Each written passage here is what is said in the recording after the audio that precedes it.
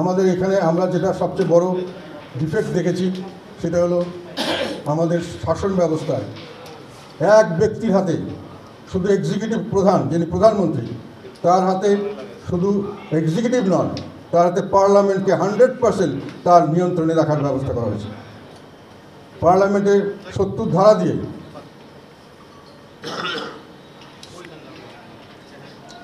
ধারা দিয়ে দলীয় নেতাদের অন্য কোনোভাবেই দলের সমর্থনের বাইরে, দলেরকে সমর্থন ছাড়া অন্য কোনোভাবে ভোট দেওয়ার কোনো অধিকার দেওয়া হয় নাই।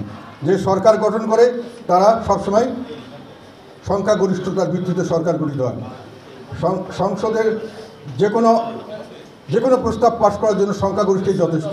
কোনো কিছু পাশ করার জন্য 2/3 মেজরিটি লাগে। আমাদের এই দুটো নির্বাচনের কথা বললাম, অষ্টম এবং নবম সংশোধন, এই সংবিধান, এখানে কিন্তু 2/3 মেজরিটি ছিল। তাহলে 2/3 মেজরিটি থাকলে একটি সরকারের পার্লামেন্টের যে কোনো প্রস্তাব যে কোনো সময় এবং সংবিধানের যে কোনো প্রস্তাব যে কোনো সময় পাশ করিয়ে নেওয়া সম্ভব। তাহলে পার্লামেন্ট কি হলো? পার্লামেন্ট একটা রাবার স্ট্যাম্প পার্লামেন্ট। প্রধানমন্ত্রী যেটা ইচ্ছা করবে সেটাই পার্লামেন্টে আসবে এবং সেটাই পাশ করবে। কিন্তু পার্লামেন্টারি পদ্ধতির শাসন ব্যবস্থায় পার্লামেন্ট হওয়ার কথা সকল কর্মকাণ্ডের কেন্দ্রবিন্দু, ওয়েস্টমিনিস্টার টাইপ। এটা কেন আমরা গ্রহণ করেছিলাম?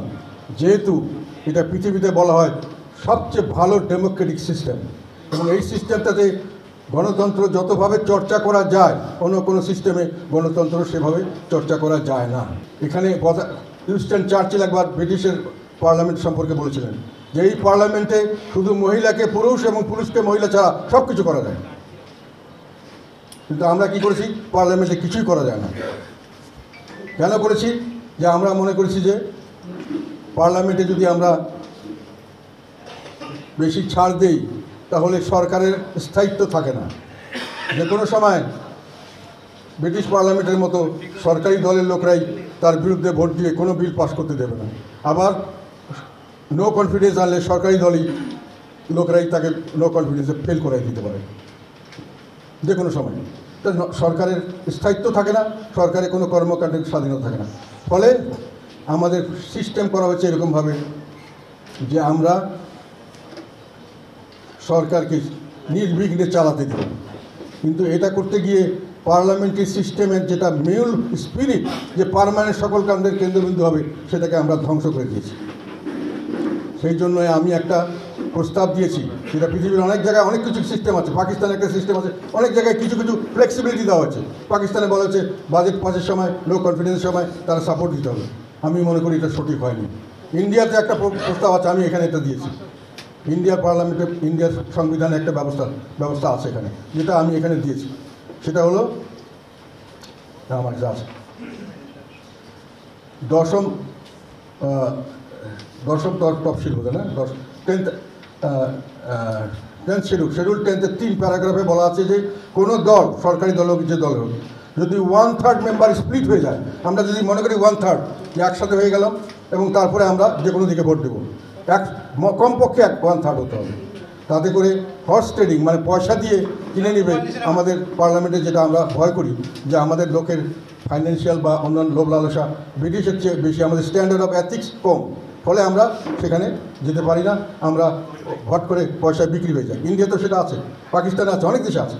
ফলে এটাকে রেস্ট্রিকশন করলে 1/3 যদি হতে হয় তাহলে আমি একদিকে দিতে পারবো। এটাতে করে কিন্তু পার্লামেন্ট ফ্লেক্সিবল থাকবে। At the same time horse trading সহজ হবে না, কারণ 1/3 না হলে আমি যদি কোনো একটা লোককে একটা বিলের পক্ষে ভোট দিতে চাই, তাহলে একজনকে আনলে হবে না, একসঙ্গে দলের 30 জন থাকলে 10 জনকে কিনতে হবে। এবং সরকারি দলের এগেইনস্টে যদি নো কনফিডেন্স আনতে চাই 151 যদি হয়, তাহলে তাকে কমসে কম তার থেকে আমার ওই 1/3 মানে 51 জন লোককে আমার ছুটিয়ে আনতে হবে, হুইচ ইজ ডিফিকাল্ট। এটা ইন্ডিয়াতে কাজ করছে, এই জন্য আমি এটা সাপোর্ট করছি, এটার জন্য আমি প্রস্তাব দিচ্ছি। আর সেকেন্ড প্রস্তাব হলো যে অনেক সময় দেখা যায় যে একটা ব্যালেন্স করা যায় কীভাবে, যদি পার্টির প্রধান যদি প্রধানমন্ত্রী না হন, তাহলে প্রধানমন্ত্রী আর পার্টির প্রধানের মধ্যে একটা ব্যালেন্স হতে পারে। প্রধানমন্ত্রী একটা করতে যাচ্ছেন, পার্টি প্রধান নেতা রাজি না হলে একটা ওখানে হতে পারে। আমি সেই জন্য বলেছি পার্টি প্রধান এবং সরকার প্রধান যেন এক ব্যক্তি না হয়, এটা আমাদের প্রস্তাব। আর থার্ড করেছি, যেটা অনেক সময় দেখা যায় এক ব্যক্তি বেশি দিন সর্বোচ্চ ক্ষমতায় থাকলে সেই ক্ষমতা থেকে অপব্যবহার করে, সাধারণত বেশি করে নিজের ক্ষমতা নিজে আঁকড়ে থাকতে চায় এবং যার ফলশ্রুতিতে একটা স্বৈরাচারী সিস্টেম চালু করার চেষ্টা করে, চেঞ্জ করার চেষ্টা করে, তার একটা পার্সোনাল ইনফ্লুয়েন্স সৃষ্টি হয়। এই জন্য দুইবারের বেশি প্রধানমন্ত্রী থাকতে পারবে না। আমাদের সংবিধানে কিন্তু দুইবারের বেশি প্রেসিডেন্ট থাকতে পারবে না এই সিস্টেম আছে, কিন্তু প্রেসিডেন্ট এখন কোনো ক্ষমতা নাই। আমি এখনও মনে করি ওটা আবার রাখা উচিত, যেহেতু পরবর্তীতে আমি প্রস্তাব দিচ্ছি যে প্রেসিডেন্টের ক্ষমতা বাড়াতে হবে, সেটার জন্য প্রেসিডেন্টও ক্ষমতাশালী হবেন, ফলে তাকেও আমাকে রেস্ট্রিক্ট করতে হবে, দুইবারের বেশি যাতে না হতে পারে। ওটা এখন আছে, আমরা ওটাই রাখতে চাই। আর একটা এই পার্লামেন্টকে ব্যালেন্স করে যে বলছে আমরা স্থিতিশীল করতে গিয়ে পার্লামেন্টকে এমনভাবে স্থিতিশীল করেছি যে ওনার যে পার্লামেন্টের মানে পায়ের ভিতর দিয়ে শিকড় গজিয়ে গেছে, ও আর হাঁটাচলা করতে পারছে না, অগ্রসর হতে পারছে না, দেশ অগ্রসর হতে পারবে না। আমরা এর থেকে কিছুটা ছুটিয়ে দিলাম, মানুষের পার্লামেন্টকে ওয়ার্কেবল হবে এবং ফাংশনাল হবে, পার্লামেন্টের কাছে জবাব দিতে থাকবে এবং পার্লামেন্টের কাছে জবাব দিয়ে থেকে প্রধানমন্ত্রীকে যে কোনো জিনিস যে কোনো সময় করিয়ে নিতে পারবেন না। পার্লামেন্টের লোকরা, তার দলের লোকরাই এটার বিরোধিতা করতে পারেন যদি একত্রিত হতে পারেন, অন্যান্য দল তো পারবেন। আর একটা যেখানে আমরা বলেছি সেটা হলো যে দুইবারের বেশি হতে পারবে না, একটা হলো, আর থার্ড হলো 70 অনুচ্ছেদ। এরপরে যেটা নিয়ে আমি কথা বলেছি এখানে সেটা হলো 15th অ্যামেন্ডমেন্ট। আমি যেটা আগেই বললাম, আমাদের পঞ্চদশ সংশোধনী করে কেয়ারটেকার সরকারকে আমরা কেয়ারটেকার সরকার ব্যবস্থাকে বাতিল করা হয়েছে। আমি মনে করি যেটা, এবং তার পরবর্তীতে 7A এবং 7B, 7-এর ক এবং 7-এর খ, এই দুটোকে ইন্ট্রোডিউস করা হয়েছে। এই দুটো হলো, একটা হলো 7-এর ক হলো যে আমাদের যে কোনো ধরনের কোনো কিছু করতে গেলে, সরকার পরিবর্তনের জন্য সাংবিধানিকভাবে অন্য কিছু করতে গেলে দেশদ্রোহিতা হিসাবে কঠোর শাস্তির ব্যবস্থা। এটা আমি মনে করি আমাদের বর্তমান পরিস্থিতিতে এরকম ধরনের পরিবর্তন হওয়ার সম্ভাবনা থাকে, কাজে এটাকে রিজিট করার দরকার ছিল না, এটা রিজিট করানো ঠিক হয়নি, এটা বাতিল করা উচিত। আর 7-এর ক্ষয় হলো আমাদের যতগুলি অর্ধেকের 1/3 মতো সংবিধানের আর্টিকেল বলা হচ্ছে, এগুলোকে কোনো সময় চেঞ্জ করা যাবে না। এটা অত্যন্ত অযৌক্তিক। একটা বর্তমান পার্লামেন্ট ভবিষ্যতের কোনো পার্লামেন্টকে কোনো কিছু রেস্ট্রিক্ট করতে পারে না, পার্লামেন্টের হাত পা বেঁধে দিতে পারে না, এটা গ্রহণযোগ্য নয়। আজকে আমি পার্লামেন্টে আছি, কালকে আমার আগামী প্রজন্ম একটা পরিবর্তন চাইতে পারে, তাকে সেই সুযোগ দিতে হবে। কাজে এটা বাতিল করলে এটাও বাতিল হয়ে যাবে। আর একটা করা হয়েছিল যে মানুষের যে ফ্রিডম অফ অ্যাসেম্বলি, একসঙ্গে অ্যাসেম্বলি করার বিষয়ে কিছু কন্ডিশন দেওয়া হয়েছিল 38 ধারা অনুযায়ী। আমরা মনে করি পঞ্চদশ সংশোধনী বাতিল হলে এটাও বাতিল হয়ে যাবে। ফলে এইটাও আমরা চাচ্ছি যে এটা বাতিল করার জন্য আমরা কোর্টে একটা কেস হয়েছে, আমরা খুবই আশাবাদী এবং কোর্টে এটা কেস করলে এটা বাতিল হবে, কারণ এখানে দুটো ডিফেক্টস আছে।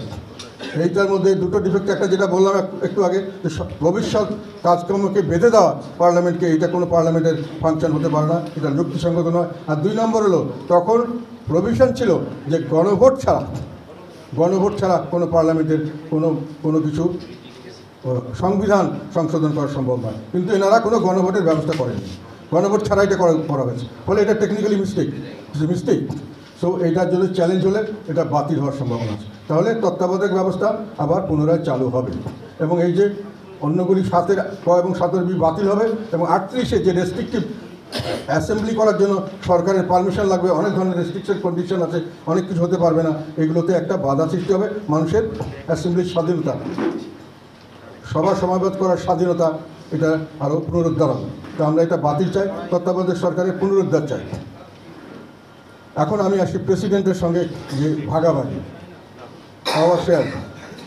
প্রেসিডেন্টের সঙ্গে পাওয়ার শেয়ারিং করার জন্য সবচেয়ে যেটা বড় প্রয়োজন সেটা হলো, প্রেসিডেন্ট এখন বর্তমানে যেটা আছে যে তারা সিম্পল মেজরিটি ভোটে প্রেসিডেন্ট নির্বাচিত হন এবং 2/3 মেজরিটিতে বাতিল হয়ে যান। এখন 2/3 মেজরিটি থাকার কারণে প্রেসিডেন্টকে যদি থাকে তাহলে প্রেসিডেন্টকে নির্বাচিত করা, প্রেসিডেন্টকে বের করে দেওয়া, দুটোই প্রধানমন্ত্রীর হাতে থাকে। সেই ব্যক্তি যাকে প্রধানমন্ত্রী যে নির্বাচিত করেন, যে কোনো সময় বের করে দিতে পারেন, সেই ব্যক্তি কোনোদিনই প্রধানমন্ত্রীর নির্দেশের বাইরে, তার ইচ্ছার বাইরে কিছু করতে পারবেন না। তার একেবারে ঘরের বাড়ির মানে পারপাস সার্ভ করার জন্যই তাকে রাখা হয়েছে, এরকমই মনে হবে। বর্তমান প্রেসিডেন্টের অবস্থা এরকম। এবং এটার উদাহরণ আমি আরেকটা দিই।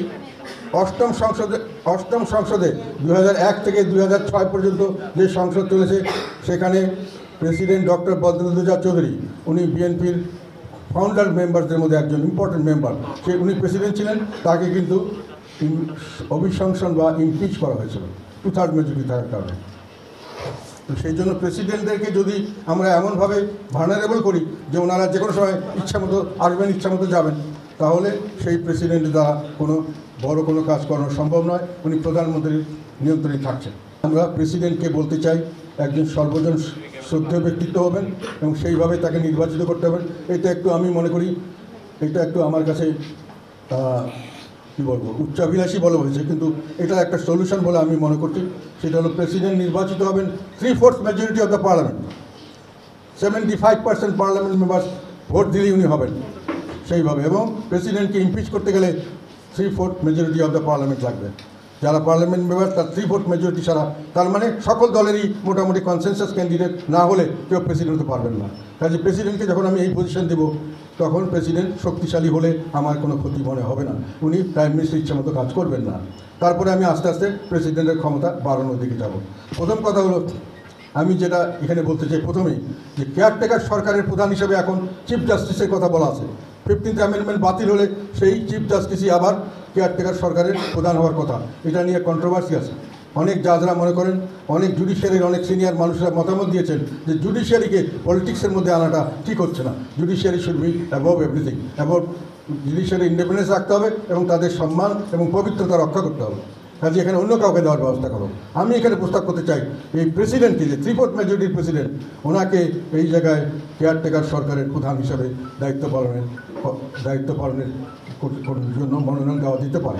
উনি কেয়ারটেকার সরকারের পরবর্তী সরকার আসবে, পরবর্তী সরকার গঠন করার পরে আবার প্রেসিডেন্টকে হবে না, আবার ঠিক হবে, অথবা উনাকে রাখতে চলে রাখবেন। দুইবারের বেশি উনি থাকতে পারবেন না। সেকেন্ড হলো, ওনার যে ক্ষমতার সবচেয়ে বড় সেটা হচ্ছে 48 আর্টিকেল 48-এর 3 নম্বরে বলা আছে উনি শুধু প্রধানমন্ত্রী নিয়োগ এবং চিফ জাস্টিস নিয়োগ ছাড়া আর সব ব্যাপারেই ওনাকে প্রধানমন্ত্রীর মতামত দিয়ে করতে হবে। মতামত দেওয়ার জন্য সংবিধানে বলা আছে। এবং যেহেতু এখনকার বর্তমান পরিস্থিতিতে উনি যা বলবেন তাই করতে হবে, কাজে এর মাধ্যমে কিন্তু প্রধানমন্ত্রী হাইকোর্টকেও উনি কন্ট্রোল করতে পারেন, জুডিশিয়ারিকে, অন্যান্য কনস্টিটিউশনাল বডি সবগুলোকে প্রধানমন্ত্রী কন্ট্রোলে আনা যায়। যেহেতু প্রেসিডেন্টের মাধ্যমে যেগুলো দেওয়া হচ্ছে, প্রেসিডেন্ট ওনার সঙ্গে কথা ছাড়া হাইকোর্টে কোনো জাজ নিয়োগ করতে পারবেন না, চিফ জাস্টিস নিয়োগ করতে পারবেন না, উনি কোনো দুর্নীতি দমন কমিশনের কাউকে নিয়োগ করতে পারবেন না, উনি কোনো নির্বাচন কমিশনার নিয়োগ করতে পারবেন না। সব করতে হবে প্রধানমন্ত্রীর নির্দেশে।